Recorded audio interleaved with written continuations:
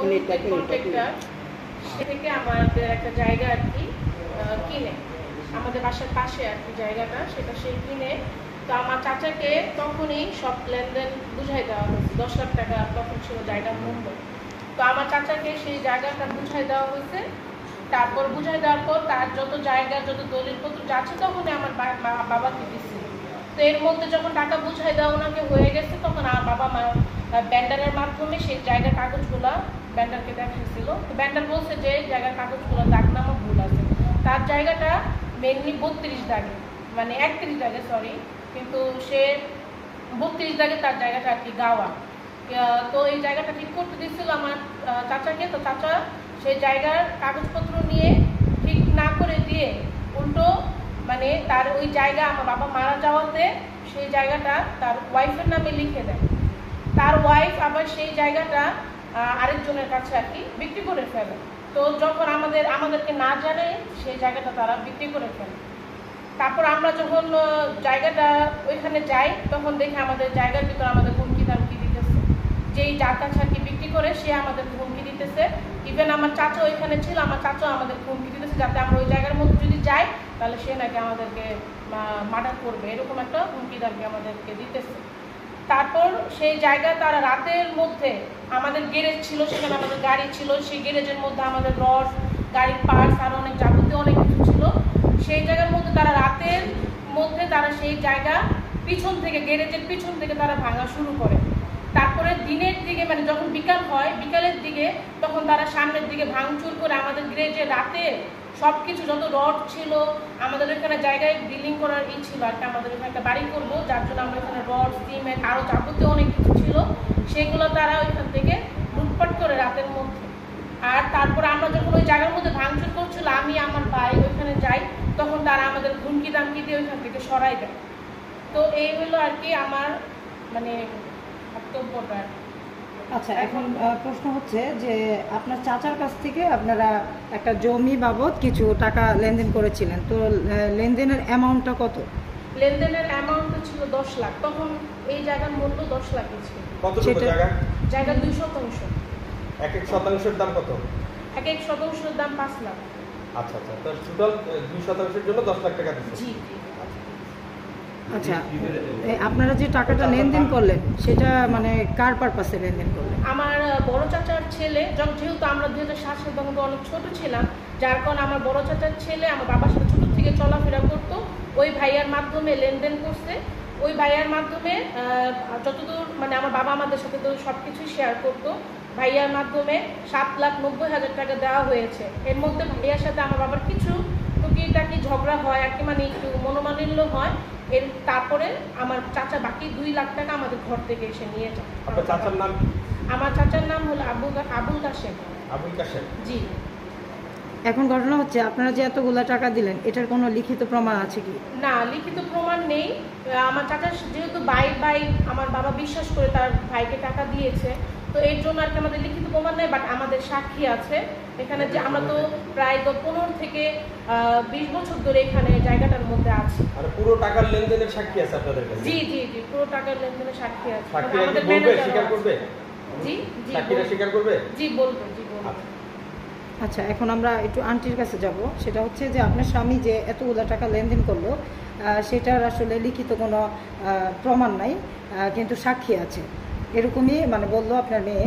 তা এখন কথা হচ্ছে যে এতগুলো টাকা যে লেনদেন করলো, কি কমিটমেন্টের উপর লেনদেন করলো আপনি জানেন কিছু?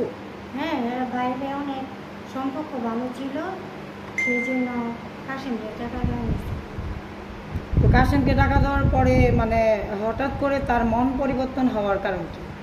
মানে এখন আর আব্বু মারা গেছে, তারা সুযোগ পাইছে, সেই জন্য অস্বীকার করছে। আচ্ছা, আপনার হাজবেন্ড কি বড় ছিল ভাইদের মধ্যে? 3 নম্বর ছিল। আর যাকে কত সালে মারা গেছে? ছোট ভাই। কত সালে মারা গেছে? হ্যাঁ। আচ্ছা, আঙ্কেল কত সালে মারা গেছে? হ্যাঁ, 18 সালে 3 মাসে। আর আপনাদের লেনদেন হচ্ছে 2007 সালে। হ্যাঁ। লাস্ট লেনদেন কত তারিখ, মানে কয় সালে করছেন? লাস্টে লেনদেনটা করা হয়েছিল আমার বাবা যখন অসুস্থ ছিল। সে তো আমার বাবার থেকে আমার ভাই বড় জ্যাঠার যে ছেলে, সে আমাদের থেকে যখন লেনদেন করা হয়ে মানে ওই যে 7,90,000 টাকা যখন আমার বাবার থেকে নিয়ে গেছে, তারপর বাকি যে টাকাটা সেটা আমার বাবার থেকে এসে নিয়ে গেছে যখন প্রায় আমার বাবা মারা যাওয়ার 2-3 বছর আগে আর কি নিয়ে গেছে। তখনও আমার বাবার থেকে যখন টাকা নেয় তখন আমার বাবা বলতেছিল যে তোর জায়গার কিন্তু কাগজপত্রের ভুল আছে, তুই কিন্তু কাগজপত্রগুলো ঠিক করে তাড়াতাড়ি আমার কাছে দিয়ে দে, আমি যাই ঝামেলা সব কিছু ঠিক করে আমার ছেলে মেয়েকে বুঝিয়ে দিয়ে যেতে যাচ্ছি। তো আমার চাচা বলছে হ্যাঁ হ্যাঁ আমি ঠিক করে দিব। তো এর মধ্যে তো আমার বাবা অসুস্থ হয়ে যায়, হসপিটালও ভর্তি। তো হসপিটালের মধ্যে আমার সব আত্মীয় স্বজনের সামনে বলতেছে যে আমার ছেলে মেয়ে, তখন আমি ক্লাস 9-এ পড়ি, আমার ভাই তখন 10-এ পড়ে, ও লেভেলে। তো তখন আমাদের বাবা তখনও বলছে যে আমার ছেলে মেয়েকে জায়গাটা বুঝাই দে। তখন আমার কাছে বুঝাই দিব বলে এর মধ্যে আমার বাবাও মারা যায়। মারা যাওয়ার পরও আমরা চাচার কাছে যাই 2 মাস পর, বাবা মারা যাওয়ার 2 মাস পর যাই। তখন আমার চাচা আমাদেরকে বলতেছে তোমাদের তো বাকি যাই ঝামেলা যা আছে ওইগুলো আগে ঠিক করো, তারপর আমি তো তোমার চাচাই লাগে, আমি তো তোমাদেরকে জায়গা সম্পত্তি লিখে দিব। তো সে এটা বলছে, তো আমরা সেটা বিশ্বাস করে আমরা আমাদের বাকি যত সমস্যা যাই ঝামেলা ছিল ওইগুলো আমরা ঠিক করতেছিলাম। তো আমাদের 2 বছর লেগে যায় ঠিক করতে করতে। তো এর মধ্যে আমরা 2 বছর পর আমার মা আর কি আবার যায় আমার চাচার সাথে কথা বলতে। তখন আমার চাচা তখনও বলতেছে আমাদেরকে যে লিখে দিব, তোমরা একটু স্থির হও, এগুলো বলে বলে আমাদেরকে বিশ্বাস আমাদের মধ্যে যোগাইছে। তো এর মধ্যে আমরা চাচার সাথে আবার গেছে আমার মা কথা বলতে। তখন আমার চাচা ডাইরেক্ট বলে যে আমি কোনো টাকা পয়সা কোনো কিছু পাইনি তোমাদের থেকে। সে এখন আমাদের এলাকায় যত মুরব্বী ছিল সবাইকে নিয়ে আমরা বসতে চাইছি, কিন্তু সে আমাদের সাথে বসতে নারাজ, সে বসতে যাচ্ছে না আমাদের সাথে। আচ্ছা, আমরা একটা ঘটনা শুনেছি যে আপনারা নাকি এই বিষয়টা নিয়ে 4 বছর আগেও বসেছিলেন একবার। জি জি জি 4 বছর আগে। সেটা হলো আমার চাচার সাথে চাচার বাসায় আর কি কথাবার্তা বলেছিলাম যে এই বিষয়টা নিয়ে, যে চাচু আপনি জায়গাটা লিখে দেন। আমার এই বড় জ্যাঠার ছেলেকে নিয়ে বসছিলাম, তখনও সে এই বিষয়টা নিয়ে অস্বীকার করতেছে, সে কোনো টাকা পয়সা কোনো কিছু পায়নি। আচ্ছা, এই যে একটা জায়গা সংক্রান্ত বিষয় নিয়ে আমরা এতক্ষণ কথা বললাম, তো ভুক্তভোগী বললো আপনি তার জ্যাঠাতো ভাই, আর সমস্ত লেনদেনটা আপনার মারফতেই হয়েছে, তো এটা একটু ক্লিয়ার করেন। এটা মূলত জায়গার পাশে যে ছিল, উনি চাচা ওনাদের এই জায়গা, উনি বলছিল যে তুই আইজনেতে না বেচা জিওসের নামে একটা করছিল, তুই ওর থেকে না বেচা তুই তোর ভাইয়ের থেকে বেচ 9 লাখ টাকা বেচ। ও 11 লাখ বলছে, তুই 9 লাখ টাকা পরে দিয়ে দে। কাকার সাথে ওর সাথে বাউলান আমার গ্রাহ করছিল, তুই মই দিনের থেকে বেচ, তুই পরের থেকে বেচবি কিসের জন্য, আর একজন গাড়ি কিনছে, গাড়িটা ওই জায়গায় থাকো। তো উনি রাজি হয়েছে, রাজি হওয়ার পর দেখা গেছে আমরা তার সাথে ডিল করলাম। ওনার দাবি আসছিল যে আমি 11 লাখ টাকার জায়গা 9 লাখ টাকা বেশি নিতে, তো বাইরের ভাই। তারপর আমি বেশি 10 লাখ টাকা দিয়ে 10 লাখ টাকার জায়গা। পরে কাকা আবার কি করলো, যে তাহলে এক কাম কর, কাশ্মীরে 45 লাখ টাকা দিয়ে দিই জায়গার বাবু। হাত কাছে 45 লাখ টাকা মানে প্রথমে হাত বায়না করলো 45 লাখ টাকা। কয় সালে? মার্কেটে দিলাম। কত সালে এটা মূলত আপনার 8-9। আচ্ছা, আপনারা বলছেন 8-9 দিলাম। পরে বললো যে টাকা লাগবে। ওই সময় আবার আমি কি করলাম, 2-3 মাস পর আবার দিলাম 2 লাখ টাকা তার বাসা। তারপর সে আবার বললো যে গাড়ি কিনবো, একটা ট্রাক কিনবো। তো কাকে কয় যে দুনো ভাই তো মিললেই কিনি, তুই 2 লাখ 15 দে, আমি 2 লাখ 15 দিয়ে 7,000 টাকা গাড়ি কিনি। জায়গা বাবদ আপনি জায়গা বাবদ টাকাটা দিতেছি আমি, মানে কিভাবে টাকাটা পাইবো বা কিভাবে কি হইব না হইব ওইভাবে বলতেছি। তো জায়গা বাবদ অনেক করতেছে যে গাড়ি কিনবো, মানে গাড়ি কেনার মধ্যে কইছে তুই 2 লাখ 15 দে, আমি 2 লাখ 15 দিয়ে 7,000 টাকা গাড়ি কিনি। কাকা আবার 2 লাখ 15 দিচ্ছি। এই যেমন হিসাব করে আপনার 3 লাখ 6 লাখ 7 লাখ 80,000 টাকার মতন গেছে। কথাটা বলছেন, কাকা কিন্তু এটাকে দেয় নেই, আর টাকায় লেখা রাখছে যে তুই এটা জায়গা বাবদ রেখে রাখ, যে যদি দিয়ে না দেয় এটা জায়গা থেকে কাটে নেব। লাভটা একদিন কিনছে, টাকা লাভ লসও নেই, কোনো কিছুই দেয় নেই, সব হ্যাঁ বহন করবে সব কিছু। কথাটা বলছেন, এভাবে আমার থেকে টাকা দিয়ে নিচ্ছে।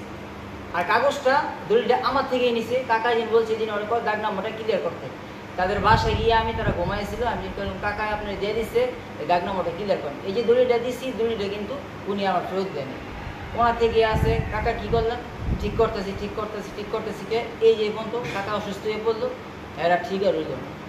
পরে শুনতে পারলাম যে এই জায়গাটা আবার আরেকজনের থেকে বিক্রি করার জন্য সে করতেছে, বিক্রি করবো আরেকজনের থেকে।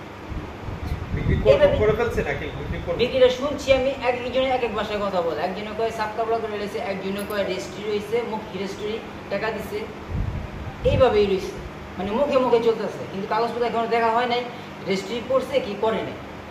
আপনি ওটা একটু ক্লিয়ার করেন, সর্বমোট কত টাকা দিয়েছেন? আমি দিয়েছি 8,80,000 90,000 টাকা দিয়েছি। 8,90,000। হ্যাঁ, আরো 1-10 পাবে। আর 1 দেশ পাবে। আচ্ছা এটা ক্লিয়ার হয় না এই ক্লিয়ার হয়নি। কাকা মরার আগে বলছেন কাকা আপনি জায়গাটা লেখা করে দিন, কাশিমরে কর তুই এক নম্বর ঠিক ক্লিয়ার করতে তাহলে আমি সমাধান করে দিয়েছে। তো কাকা অসুস্থ হলে আমরা দৌড়দৌড়ি করতেছি, তো এই কাকাটা বলছি কাকা আপনি কাকা থাকতে থাকতে এই কাজটা করেন, কিন্তু কাকা বেশি একটা করেন আরে করবো না, ওই সুস্থ করবো না। কাকা যিনি মারা যাবো কে বুঝতে পারে, এখন আমি আপনার সাথে বাসন করতেছি আমি গেটের পরে মারা যাবো কোনো নিশ্চয়তা নেই। আচ্ছা, যেহেতু আপনি এতগুলো টাকা লেনদেন করলেন, তো যখন ইসেরা কি বলে ওই যারা যে জায়গার মালিক বর্তমানে দখলে আছে যে আর কি কাশেম, ঠিক আছে, সে যেহেতু জায়গাটা অন্য জায়গায় বিক্রি করে দিল এবং আর রাত্রে রাত্রে তারা মানে যে কিনেছে তারা সব কিছু নিয়ে গেল, তো তখন আপনি কিছু না পরবর্তী যেহেতু লেনদেনটা আপনার হাতেই। আর দ্বিতীয় কথা আমি একবার আমাদের বাসায় বসছিল তখন আমি বললাম মতো না আমার সাথে কথা বলে না, মানে চুপ করে শুনে মানে ব্যাকগ্রাউন্ডে কয় আমি তো টাকা দিচ্ছি না, মহিদিনের দাম টাকা 10 লাখ, আপনার আমার টাকা নেওয়ার মহির কাছে 10 লাখ কেমন করবেন, আপনার সকালে এটা দিলে রাত্রে কোন টাকা লাগবে না। যেহেতু আপনি এতগুলো টাকা লেনদেন করেছেন, তো উনি যেহেতু জায়গাটা অন্য জায়গায় বিক্রি করে ফেলছে, সেক্ষেত্রে আপনার বলার কি কিছুই নাই? হ্যাঁ আমি তো বলবো কোন সময় চাষি আমার ডাক দেবে যে আপনি যে আমার জামা থেকে টাকাটা নিচ্ছেন, তাহলে আপনি বলেন। অলরেডি একবার নাকি সবাই মিলিতভাবে বসছিল, তো তখন বলছিলাম বললো যে 10 লাখ টাকা পাইবো, তা আমি তো আপনি মসজিদে আসেন, আপনি যে 10 লাখ টাকা পাবেন আপনি করবেন, আর আমি যে আপনার টাকাটা দিয়ে থাকি তাহলে আমিও বলবো যে আপনার টাকা নিচ্ছেন। সবগুলো কি আপনাদের ক্যাশ লেনদেন হয়েছিল না চেকের মাধ্যমে হয়েছিল? আমি চেকের মাধ্যমে মানে ক্যাশ দিছি, মার্কেটে দিছি, কষার দোকানে দিছি 3 লাখ, 4 লাখ, বাসায় দিছি 2 লাখ। আপনার সময় জায়গা কিনতে গাড়ি কিনতে গেছে তখন আপনি যে লেনদেনটা করেছিলেন এটার কি আপনার কাছে কোনো লিখিত আছে? আমার কাছে লিখিত নয়, কাকার ডায়েরির মধ্যে আমরা তো ব্যবসা করতাম, কাকার আমি সাথে একসাথে থাকতাম, কাকা আমার দিয়ে সব কিছু পরিচালনা করতো। তুমি লেখে গেছে প্রথম দাপে থেকে আসার কত দিলি জায়গা বাবদ লেখ কত দিলি কাশান, প্রথম দাপে দিলাম 3,75,000 টাকা, দ্বিতীয় দাপে 2 লাখ টাকা ছিল, দ্বিতীয় দাপে 2 লাখ টাকা, তৃতীয় দাপে কইলো কত দিলি বললো 2,15,000। এগুলো লিখিত আছে না? এভাবে লিখিত, কিন্তু তারিখ দিই নেই জিন, এটা তারিখ ছিল, এত জানে নাই মারা যাইব, এত মনে করছি যে আমি টাকাটা দিয়া খুচরা দরকার বুঝলাম। আচ্ছা ভাই, যে আপনি এই লেনদেনের ব্যাপারে কতটুকু সত্যতার ব্যাপারে কতটুকু জানেন? আমি হ্যাঁ আমি আর জানা মতো। আচ্ছা, আপনার পরিচয়টা আগে একটু দিবেন। পরিচয় হলো আমি এই মহিদিন কন্ট্রাক্টর ম্যানেজার ছিলাম। আচ্ছা, 7 তলা এবং 6 তলা বিল্ডিংয়ের ভাড়াটাকে উঠাইতাম এবং কারেন্ট বিলটা উঠাইতাম, উঠে তারপরে এগুলি ওনার কাছে দিতাম। আমার পরিচয় এই জায়গার ব্যাপারে লেনদেন হয়েছে, ওনার ভাতিজা লেনদেন করছে, এই ব্যাপারে কতটুকু জানতেন আপনি? আমি পুরোই জানতাম লেনদেন যে হইতেছে, বা সে টাকা তো আমি তো 3 লক্ষ টাকা ভাড়া উঠাইতাম তার 2টা বিল্ডিং থেকে, তো টাকা উঠাই দিতাম।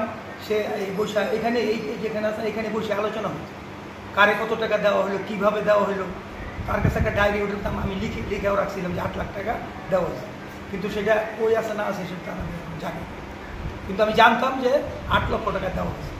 তারপরে কী দিছে না দিছে সেটা আমি জানি, এবং এটা ওই খাজান মার থেকে বায়না স্বরূপ কাশেম সাহেবের বায়না করছে। এখন এইটা মহিদিন কন্ট্রাক্টরে লিখে দিই, শুধু একটাই ভেজাল ছিল যে দাগ নম্বর এটা তুমি সমাধা করো আমার থেকে, আমি তোমার কী করে দিই লিখে দিই, এইটুকুই ভেজাল ছিল, আর এইটুকুই আমি আমার জানা মতো। তাছাড়া ভাই আপনার পরিচয় বলেন। আমার পরিচয় আমি বাদল কন্ট্রাক্টর, আমার পরে আদরকাবাড়ি মসজিদের মহিদিন কন্ট্রাক্টরের সাথে এক লোকের মোটামুটি প্রায় 19-20 বছর সাথে করা দিলাম। তো এই জায়গাটা যখন টাকা দিল তো আমার কইলো যে কাশেমকে তো টাকা দিতেছি জায়গাটা গেরিতে দিবা, কাশেম বিক্রি করে দিব, তাহলে কাশেমের দরকার গাড়ি কিনবো, আমি তো দেখ আপনার যখন গাড়ি কিনছেন আপনি টাকাটা দরকার, জায়গাটা দরকার, তো এরও টাকার দরকার, আপনার জায়গার দরকার, তো দেখ। তো এক পর্যায়ে কতদিন পরে গিয়ে আমার কইলো কাশেমকে 8 লাখ টাকা দেওয়া হয়ে গেছে বাবা, আমাদের জায়গা লিখে গেল। তো আবার বলে যে এই দাগ নম্বর এটা ভুল, ওই তাদের কাছে না এটা ঠিক করে আনুক, দাগ নাম্বার ভুল বলতে কি বুঝাইছিল? দাগ নাম্বার ভুল বলতে মানে এই দাগের জায়গাটা আরেকখানো, ওই দাগের জায়গাটা যেমন এইখানে, আচ্ছা যেই দাগের জায়গাটা তাকে দেওয়ার কথা ছিল সেটা আরেক জায়গায়, আরেক জায়গায়। তো এই দাগটা ওই মিসকেস করে এটা ক্যান্সেল করে মানে এই দাগটা ঠিক করবো আর কি, সমাধান ঠিক করতে করতে তারপর সময় পারে যে তার হ্যাঁ অসুস্থ হয়ে গেল গা, আমি আবার 100 কাছে দৌড়াদৌড়ি করলাম। সবাই আর আপন মার্কেটের ভাই, তো বিশ্বাস করার মতো কিছু নেই, কারণ এলো ছোট ভাই আর এলো কতদিন যাবত ছিল? আমি যে এলাকার সন্তান, মানে তার সাথে মানে একসাথে চলাফেরা প্রায় 19-20 বছর একটা না, মানে 5-6 বছর, এই 5-6 ঘন্টা হয়তো থাকতাম রাখতে, কিন্তু দিন করে সবসময় আর লগে থাকতাম। আমি ওই যে শিউ মার্কেট মুক্তার কষাই এগুলা, তারপরে আর ওই যে মনে গেছে সেই সময় ভাইদের সাথে সম্পর্ক কেমন ছিল? ভালো ছিল, খুব ভালো ছিল। হ্যাঁ, সব ভাইয়েরাই ভালো ছিল। যে এটা বাতিজা, এটা বাতিজা, ওই যে ওইটা বাতিজা, সব এই হ্যাঁ ফ্যামিলির লোকেরই সম্পর্ক সবার লগে এক সমানই ছিল। মূলত লিখিত হওয়ার দেরি কারণ হলো ডাক নাম্বারের সমস্যার কারণে। এই কারণে আর কি লিখিততে আপনাদের সমস্যা হয়েছে। এই যে মনে জিনিসটা অস্বীকার করে লাগে। এই ব্যাপারে মিসকেস করছিল নামে রেজিস্ট্রি করে না জায়গাটা, জায়গাটা ওদের নামে এটা করছে কিনা এটা বলতাম না যে এরা এটা কি করে দায়িত্বটা কাটে দিছিল মিসকেস, দায়িত্বটা কাছে নিয়ে নিছে, যত জায়গাটা হ্যাঁ দিয়া বায়না করা হয়েছে হ্যাঁ দিয়ে এইটা করা। সেক্ষেত্রে এত কিছু হওয়ার পরও আপনারা কেন আইনের আশ্রয় আমি বলছি দারোগা যখন আসছে, দারোগা এদের এরা আইনের আশ্রয় নিয়েছিলেন কিনা এটা প্রথম থেকে বলেন। আইনের আশ্রয় নিয়েছিলেন কিনা প্রথম? আইনগত পদক্ষেপ নিয়েছিলেন পরে দুনো পক্ষেই দারোগা আইছে, সাব ইন্সপেক্টর আইছিল আর কতটা থানার আছে আইছিল। ওর নামটা মনে আছে? হ্যাঁ, যে আসছিল নাম কি? ওনাদের পক্ষ থেকে কামাল সাব ইন্সপেক্টর নাম কি? সাইফুল। আইসা মতন এদের সামনে আমি বলছি যে এইভাবে এর সাথে লেনদেন হয়েছে, তো হ্যাঁ তো মাথা নিচা করে আছে কাশেম মিয়া, কথা আর কয় না। আমি কি আপনি বাইরে বাইরে লেনদেন করছেন না করেন, আমি সবার সামনেই বলছি। ওই না অনেক মানুষ আছে, কোনো পক্ষের দারোগা ছিল, কোনো পক্ষের দারোগার সামনেই বলছি। তারা কি বলছে? তারা কাশেম মিয়া কথাই করে না, মাথা নিচা না, করে। যারা এসআই যারা আসলো তদন্ত তারা কি বললো? এরা ওই যে ওখানে চাইতেছে যে কাশেম মিয়া যেহেতু এরা বায়না করে নাই এই মহিউদ্দিন মিয়ার লগে কোনো কাগজ ডকুমেন্টস নাই, এই জন্য কাশেম মিয়া অস্বীকার করে। ওখানে ওই যে যার কাছে বেচছে পলি মানে হের কাগজ তো ওই দারোগা দিচ্ছে, তারপর হের বউর নামে রেজিস্ট্রি করছে, এই বউর কাগজ দিচ্ছে, তখন হেরা ডকুমেন্টস দেয় গেছে যে হের বউ জায়গা কিনছে, এই জায়গা পলির কাছে বেচছে। অ্যাকচুয়ালি আপনার কাশ্মীর কাকা যে জায়গাটা কিনছে ওনার থেকে মূলত ওদের নামই ছিল, কাশ্মীর কাকা নামে রেজিস্ট্রি করে না। এই আমরা যখন কাগজটা দেখি তখন দেখি পিঙ্কিয়ার হোসেন নামে, তখন কাকারা বললাম কাকা এখন তুই রেজিস্ট্রি করে না, কাজ সমস্যা নেই, ভাইয়ের ভাই বোন এলা ও দিয়ে আমাদের রেজিস্ট্রি করে দেব।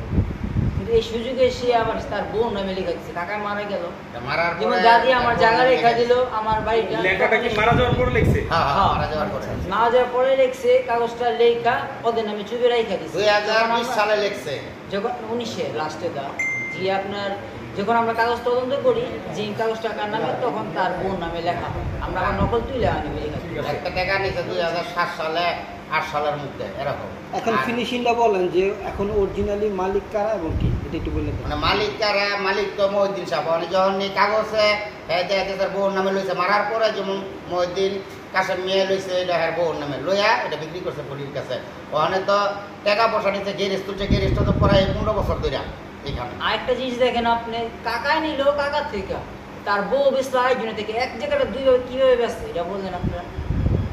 আচ্ছা সমস্যা নেই, এটা আমরা তদন্ত করব। একটা জায়গা 10 বার অভিযোগ করা যায়, তদন্ত করেন আপনারা। আমরা মিথ্যা বললাম না, সত্য এখন ওই যে বললাম, এসআই দুজনের নাম্বার আমাদের দরকার। অনেক ভালো ছিল, সেই জন্য আমার হাজব্যান্ড টাকা দিয়েছে জায়গাটাকে নেওয়ার জন্য, কিন্তু পরে অস্বীকার করা। আমি নিজে বলছি যে আপনার ভাই বাচ্চা যে এতিমের হক নষ্ট করে না, আপনারা লেখা দেন। আমার ডাইরেক্ট বলে যে আমি টাকা নিয়ে নিই, এই তোমাদের থেকে আরও টাকা পাই। আমি বললাম যে মিথ্যা কথা বলেন কেন, তো বলছি তুইটা বলেন যে আপনি টাকা নিচ্ছেন নাকি না নিচ্ছেন। সে বলে আমাদের ঘরে বলে যে যারা 5 ওয়াক্ত নামাজ পড়ে তারা এই মিথ্যা কথা বলে। বারবার বলতেছে আপনি ভাই কাছে যে লেখা দেন, বউ অস্বীকার করে, অস্বীকার করে আমাদের কাছ থেকে টাকা নেন। এখন আপনি কি চাচ্ছেন? এখন আমি চাচ্ছি জায়গাটা নেওয়ার জন্য, মানে জায়গাটা তারা যেন আমাদের নামে লেখা দেন। আপনারা তো এই বিষয়ে পাল্টাপাল্টি অভিযোগ করছেন ফতুল্লা থানায়, হ্যাঁ হ্যাঁ, আপনারাও করছেন ওনারাও করছে। হ্যাঁ। থানা থেকে কি আশ্বস্ত করছে আপনাদেরকে? মানে 10 তারিখে থানায় বিচার করবে। কোন 10 তারিখে? এই এই চলতি মাসের 10 তারিখে? হ্যাঁ, আচ্ছা, আপনারা এটা মানে সুষ্ঠু বিচার চান? হ্যাঁ, ঠিক আছে। বিচারটা আমাদের জায়গাটার জন্য আমাদের বলে দিয়ে দেয়।